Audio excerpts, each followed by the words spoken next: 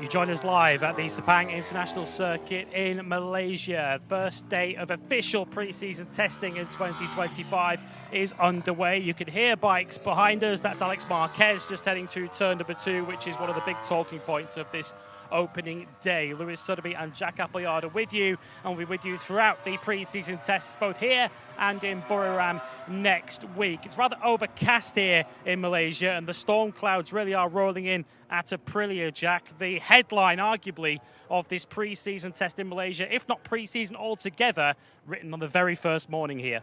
Yeah, it's, 4 hours into 2025. Firstly, hello, everybody. Great to be back for 2025. What a year we have in store. And as you say, we're not short of headlines on the opening day. Right here at Turn 2, he crashed on his second run, lap 6 of his second run, having only completed 12 laps. We are, of course, talking about the world champion, Jorge Martin. That was his first run on the brand new 2025 Aprilia. He then came into the box as a result of that crash. Right here at Turn 1, it was a little bit further round, the high side, flipping him over the top. A little bit of damage to the left-hand side, but Jorge was A-OK. I saw him walking back into the box. The story comes on his second outing.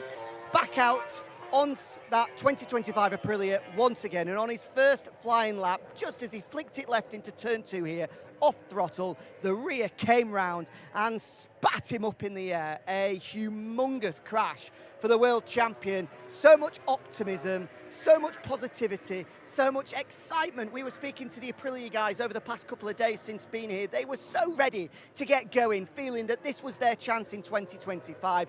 Every single ounce of that drained out of the Aprilia camp now, because Jorge Martin currently in hospital receiving checks. Right wrist, left foot, those are the areas of concern. Also, a big knock to the head. You can see that crash on MotoGP's Instagram and Twitter. It has been posted out on social media, so you can get an understanding of just how big of an off it was for the world champion. But it gets worse as well. Ralph Fernandez officially ruled out of the Sepang test. He's had a big one as well, broken right hand, heading off to Barcelona tonight for surgery. So suddenly, in the space of a couple of hours, Aprilia from 4 riders now down to just 2. And I have to say, we say that Ralph Fernandez is ruled out for the remainder of the test. I'll be flabbergasted if we're able to see the number 1 back on track for the remainder of this one. Yeah, the latest we have on Jorge Martin is he has gone to a nearby hospital for some checkups. He went to the medical centre immediately after the crash, just over our shoulders here at Turn 2. We're awaiting further news from Aprilia in terms of just how fit or otherwise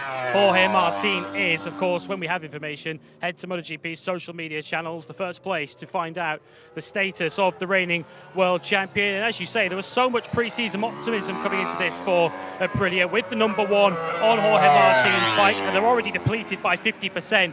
And already Marco Bezzecchi, who we heard from earlier on, is going to be carrying a lot of the load, if not all of it, for Aprilia, because his only fellow Aprilia rider, his only colleague, is a rookie in Ayagura. I mean, they've had 2.5 months to prepare for the 3 days here in Sepang, and inside half a day, all of those plans are now completely thrown to one side and are in the bin. Ralph Fernandez was going to be crucial to them because he's the only rider that comes with past Aprilia experience. Now he's ruled out, definitely for this one, potentially for Buriram. We'll have to wait and see how successful that surgery is and what the outlook is for Ralph Fernandez. And as I say, Jorge Martin, we're yet to receive official words, but I'll be absolutely amazed if we see him on track for the remainder of this test. So therefore, it comes down to Marco Bezzecchi. You can't expect Ayagura, who, yes, we will touch on later in After the Flag, 5:30 local time, by the way, tune in for that one, just how impressive he has been. But now it's up to Marco Bezzecchi, and a factory rider for the very first time, trying to get accustomed to an Aprilia for the very first time. He's going to have to make so many decisions which are going to have long-lasting effects for the remainder of 2025, just because he's the only rider they've got now. It is a disastrous start for Aprilia. You really do feel sorry for them. You could just see their faces as they were making their way, trudging back to the box after that Jorge Martin crash. They knew that, wow, we're really up against it here. I don't think they could believe just how badly this opening day has gone. Yeah, difficult to imagine the test starting off in any worse a fashion for Aprilia. Lorenzo Savadori is here, so you do suspect that they might be drafting him in for the remaining days of the test. Well, let's talk about the reigning Constructors and Teams champions. That is, of course, Ducati. Gacati, and we can welcome our special guest for this Midday Live. Join us in the middle. Good to see you. Thank you. Malo Gracilli, of Good course, morning, guys. the Good morning. sporting What a director surprise. of Ducati Corsa. Yeah, it's been quite a day so far. In many respects, the drama has been happening elsewhere, but tell us how the day has gone from a Ducati point of view so far. You know, I don't understand you. Sorry, I have to put something. Tell us how the day has gone for you so far at Ducati. How has your day been so far? Oh, okay. This is the first day, so with all of us was waiting for the the entry to our riders in the track. So we're still waiting for the end of the season, the end of the day. Sorry, just to understand the feeling, the atmosphere, stuff like that, more or less. In terms of the initial feedback from Pecco and Mark, as you say, we're only halfway into the opening day, but I saw there were some very interested faces, especially for those first runs after such a long time off. Gigi has said you made some small tweaks to that engine after what the guys tested in Barcelona. Positive comments? So my approach, honestly speaking, during the race and during the test, is speak with the riders in the end of the day. So okay. I stay with her during the lunchtime. Was okay. Was very positive because I saw Mark and Pecco speaks together about it the morning. So the atmosphere until now is positive, but about the technical issue, all the stuff, I was waiting for the end of the day. Well, I spoke to Davide, and Davide said it was positive, so we can say that. Davide is always positive. Exactly. They were quite happy with the items that they Yes. brought so far, saying that this morning, an opportunity to really iron out those black and white items, and then later in the day, once the riders are up to speed, we can look at those items which may well have a more grey understanding, more feeling-based from both riders. So let's talk, aside from a more technical side, in terms of the pairing that you've got this year. Dream team, is that what we're calling it inside Ducati as well? Yeah, our target was to have the best team in the world, the best team in the championship. So we are very happy to this. To the confirmation of the team. I mean, with Pecco, with Mark, we are working a lot to have the best situation inside the garage, of course. And we start today, more or less. We start today. I will speak at the end of the year, but we are very positive. Sorry. How has the integration process been with Marc Marquez, having joined the team over the winter? Of course, a huge personality, two big characters in the box. How has Marc integrated into Ducati? Does he already feel like he's home? I mean, it seems to have Mark since years, because immediately he was part of the team. He's part of the team. So for the first day in test, was already, part of the family. We speak a lot with him. We spoke a lot with him, with Pecco, with the teammate. And honestly speaking, is seems to have having Mark until 10 years ago. I know he's part of the team immediately, part of the family. Of course, during pre-season testing, of course, all the data you can get your hands on is so important. How concerned, if at all, are you by, of course, the loss of Pramac into 2025? You're down to 6 bikes, just 3 2025 spec bikes. Any concern over the data gathering, and does that put even more pressure on the feedback of Mark Pecco and Fabio Gian Antonio to make sure this 2025 bike is correct? You're right. I mean, one team missing, but now we are with the War 46 as a factory supported team. We are Gresini, very good relation. Then I think that we will find a good solution during the year. But I mean, as I said before, one team missing, but this is the sport. This is the sport. We are so happy for the situation. I mean, for the Ducati Corsa situation.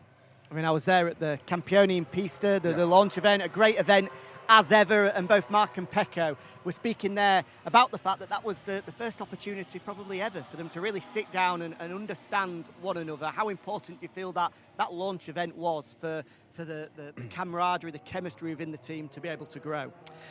Yeah, we did this event at the beginning of this is the third edition, if I remember well, and we did it just to have a good relation with the media, with the sponsor, of course, with the riders, and there was the first moment that we stayed together for the laxest time. So we spent 3 days together. We wanted to start a new era with Mark and Pecco. That was the first step. And honestly speaking, the end of the year was a very nice experience. I want to have for the years, because I think that this is very important for us. Of course, this is day one of 2025. There's a lot to come this year. the potential for clashes when you've got two big personalities, two fantastic riders. We've already had it last year. I remember speaking to you in the aftermath of Portimao last year and how you were able to manage that. What did you learn from Portimao last year that you think will be useful in case anything similar happens this year? I mean, this is very, very good question. It's very difficult to answer you. Also because every year is different compared to the last year.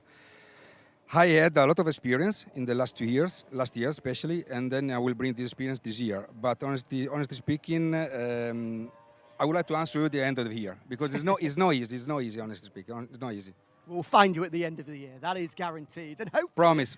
We don't want any clashes this year, just in case they do. Of course, it can always happen. But Lewis as well, I think we were both in unison in agreeing how great it was to see Fabio Di Giannantonio back out there. He took the decision to have surgery, of course, as sporting director. You're looking after all Ducati contracted riders.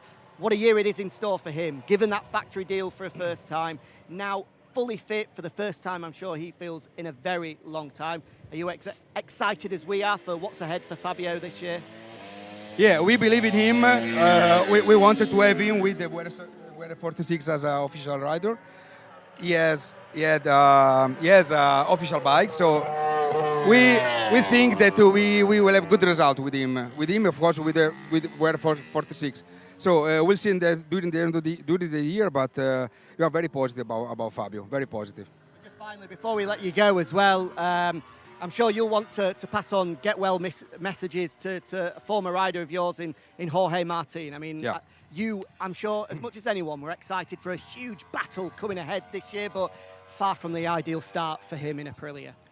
I mean, I saw the video a few minutes ago. It was very dramatic. I mean, the crash was so high, and I feel sorry for him. I will do all the best for him for come back here very, very soon because we need him. All the sport we need him immediately. So, forza Jorge. Yeah, absolutely. We echo those messages, and hopefully we'll see Jorge back on track as soon as possible to bring you guys the fight this year. Mauro, thank you for your time. We'll catch up throughout the course of the test, and hopefully it's a successful one for you. Thank you. I can't wait. Thank you very much. Thank you for your time, guys. There we go. Thank you. Bye-bye. Mauro Grassilli, sporting director of Ducati Course, and the team manager of Ducati Lenovo team, Davide Tardozzi, will be joining us after the flag in around about a couple of hours' time or so as we bring you the live reaction here in Sepang. So we've covered Aprilia, we've covered Ducati. The times at the moment topped by Yamaha. Fabio Quartararo is currently quickest, quite comfortably. He's the only rider, certainly at the time he came on air, who was in the 157s. That may have changed while we've been talking to you. But I guess the timesheet's largely irrelevant at this stage, Jack, and the top of the leaderboard largely shaped by what happened at the shakedown. Yeah, absolutely. If you're watching at home, you're looking for your favourite rider and you're not seeing them up in the top positions as they normally are, don't panic. It's the opening morning of testing. These guys are not looking to put lap times together at all. It's just about getting reacclimatised with the bikes, working through a very, very long list of items. So those lap times, I imagine, will come as we get into the final day on Friday. That morning normally can be quite electric, so we'll have to wait and see. But yeah, Yamaha, it seems there's a little bit of positivity there. I'm trying to gauge just exactly how they're feeling. We were just catching up with Jack Miller before we came live. He was coming out just to have a look here at turn 2 with Alex Rins out on track, and big step forward for Jack. It was clear to everyone that the Barcelona test, following on from the final Grand Prix of the year, was a bit of a disaster for him. He was 1.2 seconds adrift of what he was able to do with the KTM. He had both Fermin Aldeguer and Ayaguri ahead of him on the timesheets, despite that being their very first day. But he's closed the gap here. A very good lap time on the final day of the shakedown, just a quarter of a second away from what he was able to do in qualifying here in November on the KTM. Fabio, as you say, fastest in the shakedown, fastest here as well. But from getting a bit of a word, I'm not sure he's 100% happy with the Yamaha package. Paolo Pavesio, of course, moves in as new team director, sporting director, whatever you want to call him, down at Yamaha, replacing Lynn Jarvis. Said that he was quite pleased, but did admit that it is going to be a process for Yamaha this year. It's not, he doesn't have a magic wand to arrive here and suddenly he's magicked up what is the equivalent of 2 GP25s in the box for Yamaha. It is going to take time, but they have made a decision on the engine, it seems.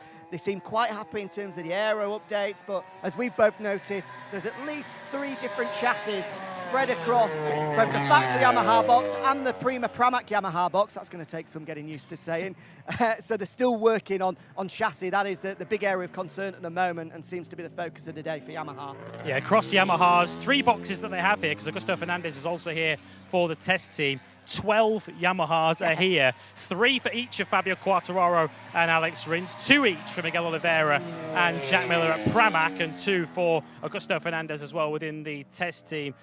And in terms of the engine, we mentioned that a lot of people were waiting for the word V4 to come into the conversation. Doesn't look as if we're going to see it here. That's certainly a process that's going to continue in the background, and we may see that when it's ready later in the year. KTM, who of course often come into pre-season testing with a raft of new parts. Very, very difficult in testing, isn't it, to read what KTM are doing just by looking at the timesheets, because they're always testing a raft of new parts. Looks like we're going to be telling a similar story here. They are buried in new parts down there. Yeah, which is excellent news. I mean, the headlines have been dominated by KTM for obvious reasons over the past couple of months, with stories coming out about the fact that there's not going to be any in-season development, which, as we get into the latter stages, we felt that that could be and will be an area of concern for KTM. However, we've arrived here and all of those doubts, all of those worries have been somewhat eased prominently by Aki Ayo, the team boss, but then also Pedro Costa and Brad Binder, both of whom were invited to Matterhofen just before Christmas. They were brought to the factory, sat down and shown everything, shown the work that's ongoing, and told by the big bosses that, look, whatever you read, it's not exactly the case when it comes to the sporting side, to our MotoGP efforts. We're as committed as ever, which is great to see. And given the amount of work that Pedro Costa and Brad Binder are going to have to do over the course of this test, that proves that they have been very, very hard at work in Matterhofen. It'll be interesting to keep an eye on Enea Bastianini and Maverick Vinales. I think 2 of the more interesting riders to have switched factories this year. Maverick yesterday was absolutely buzzing to get the opportunity to jump back on the KTM. But as you say, that optimism just goes hand in hand with Maverick. That's why he's so loved by everyone in the media centre, by all the fans as well. And there is Marco Bezzecchi continuing on his work. Maverick just saying that he feels that even after one day that KTM could just gel with his riding style quite well. The manner in which the bike slides as he comes into shot just behind us here should suit him down to the ground. But he did say, I have to make sure I adapt to the KTM far quicker than I did with the Aprilia, because I won't be given that amount of time to make sure I'm up at the sharp end this time around. Yeah, and also don't worry if you're having difficulty telling the 4 KTMs apart. We're going to be struggling through that throughout the season. There are very, very minute differences between the liveries of the Tech 3 KTM team and the Red Bull KTM factory team. And finishing with Honda, of course, they also came here armed with a lot of data from the shakedown, although perhaps they weren't as active as you would suspect. Largely the reason for that was because they also tested at Buriram before they arrived in Malaysia. And whilst they do have the freedom to test with the concessions, they are limited in tyres. So, of course, they don't want to go through those too quickly. And, of course, we'll be testing in Buriram again next week. We've also seen new parts on the Honda. The new, what do we call it? The new seat hump, we want to call it. Yeah, new seat unit. It's not going to win any beauty contests on the back of the Honda. What do we think that's achieving for them? Well, plagued all last year with rear chatter. The introduction of the new rear tyre last year created a lot of issues for a lot of teams, and the ones that you saw at the sharp end, Ducati, were the ones that were able to solve that issue earliest. Throughout the opening 3 rounds of the year, throughout pre-season testing, all we heard from Ducati riders was the issue of rear chatter. They made some changes around Jerez, and since then, those GP24s took a level above everyone else, and that's why they dominated the rest of the year. Honda, however, it dominated and completely scuppered their entire 2024, which meant that neither of the factory riders had a single top 10 finish in a Grand Prix. With that, you would imagine, we don't know what's inside it, potentially a tunes mass damper in order to try and shift the balance of the bike, to try and make sure that they eradicate this rear chatter issue. So we'll have to wait and see, but this morning was the first chance that both Joan Mir and Luca Muni have had to try this 2025 Honda. Aleix Espargaro, Taka Nakagami, they were told in no uncertain terms, do not give these guys any hints, any ideas of what this new bike is like, because we want them to go in with a fresh mind, without bias, so their feedback is as honest and real as possible. Excited for the end of the day, so we can hear from those guys themselves what that feedback exactly is with the new bike. So make sure you join us at 5:30 p.m. local time. If you're struggling with the time difference, essentially it's 30 minutes before the checkered flag comes out. Here in Sepang, we will have live reaction. Davide Tardozzi will be joining us from Ducati. We'll also bring you live reaction here at the circuit. 90 minutes of reaction and analysis after the flag coming up in a couple of hours' time. But until then, from myself and Jack, it's bye for now, and we'll see you later.